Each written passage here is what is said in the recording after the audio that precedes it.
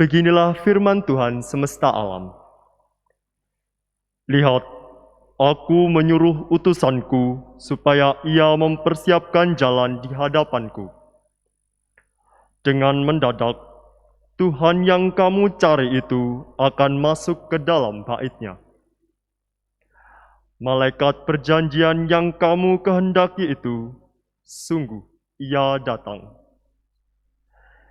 Siapakah yang dapat tahan akan hari kedatangannya? Siapakah yang dapat tetap berdiri apabila ia menampakkan diri? Sebab ia laksana api tukang pemurni logam dan seperti sabun tukang penatu.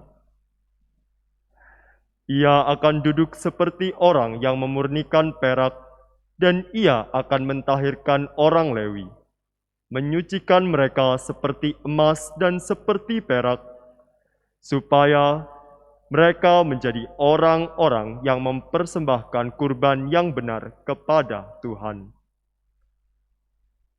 Maka persembahan Yehuda dan Yerusalem akan berkenan di hati Tuhan, seperti pada hari-hari dahulu kala, dan seperti di tahun yang sudah-sudah. Sesungguhnya, aku akan mengutus Nabi Elia kepadamu, menjelang datangnya hari Tuhan yang besar dan dahsyat itu. Maka ia akan membuat hati para bapa berbalik kepada anak-anaknya, dan hati anak-anak kepada bapanya, supaya jangan aku datang memukul bumi sehingga musnah. Demikianlah sabda Tuhan. Syukur kepada Allah. Mazmur tanggapan. Refren. Bangkitlah dan angkatlah mukamu, sebab penyelamatanmu sudah dekat. Bangkitlah dan angkatlah mukamu, sebab penyelamatmu sudah dekat. Beritahukanlah jalan-jalanmu kepadaku, ya Tuhan. Tunjukkanlah lorong-lorongmu kepadaku. Bawalah aku berjalan dalam kebenaran-Mu, dan ajarlah aku, sebab Engkaulah Allah yang menyelamatkan daku. Bangkitlah dan angkatlah mukamu, sebab penyelamatanmu sudah dekat. Tuhan itu baik dan benar, sebab itu Ia menunjukkan jalan kepada orang yang sesat.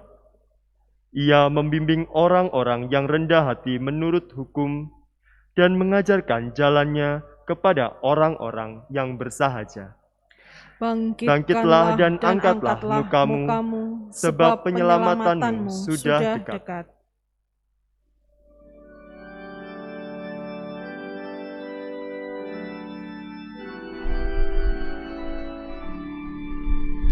Haleluya, haleluya, haleluya.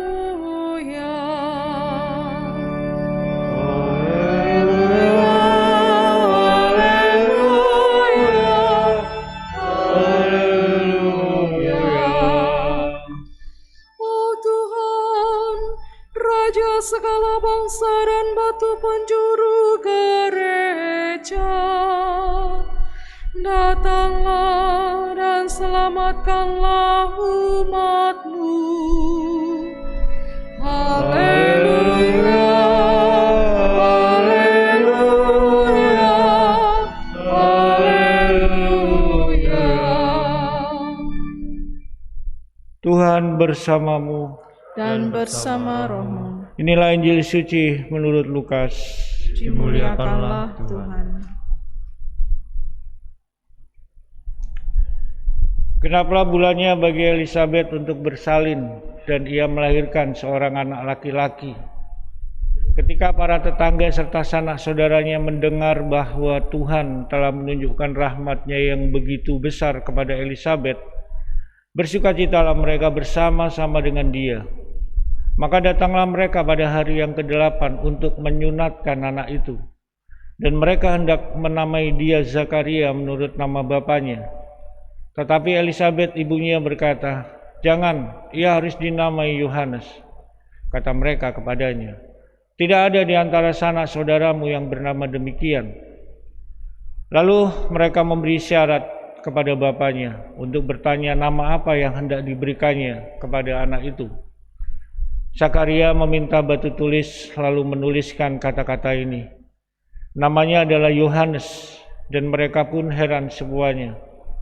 Seketika itu juga terbukalah mulut Zakaria dan terlepaslah ikatan lidahnya. Lalu ia berkata-kata dan memuji Allah. Maka ketakutanlah semua orang yang tinggal di sekitarnya, dan segala peristiwa itu menjadi buah tutur di seluruh pegunungan Yudea. Semua orang yang mendengarnya merenungkannya dan berkata, menjadi apakah anak ini nanti, sebab tangan Tuhan menyertai dia. Demikianlah sabda Tuhan. Terpujilah Kristus.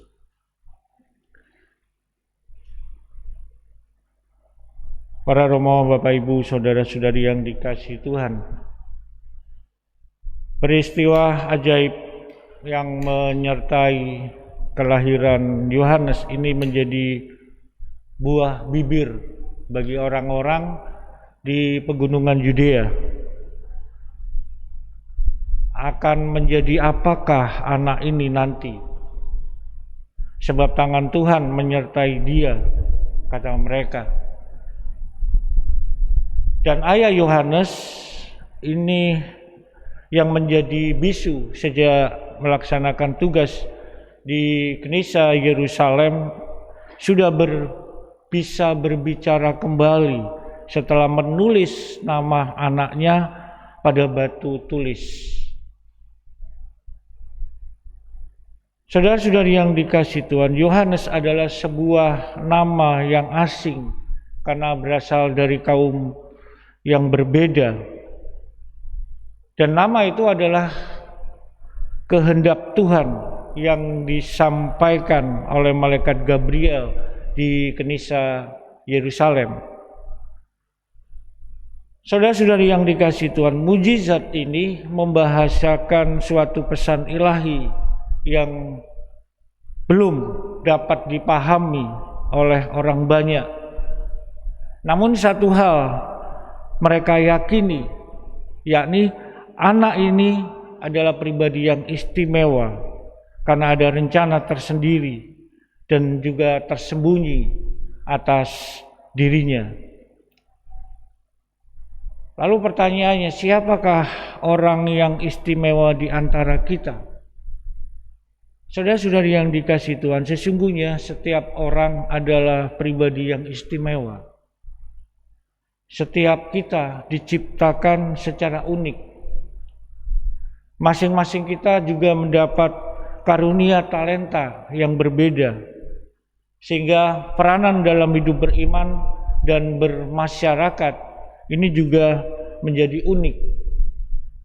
Maka di sini, saudara-saudari yang dikasihi Tuhan, kita diharapkan menumbuhkan kesadaran diri sebagai pribadi yang unik dengan tugas dan peranan khusus yang disiapkan Tuhan.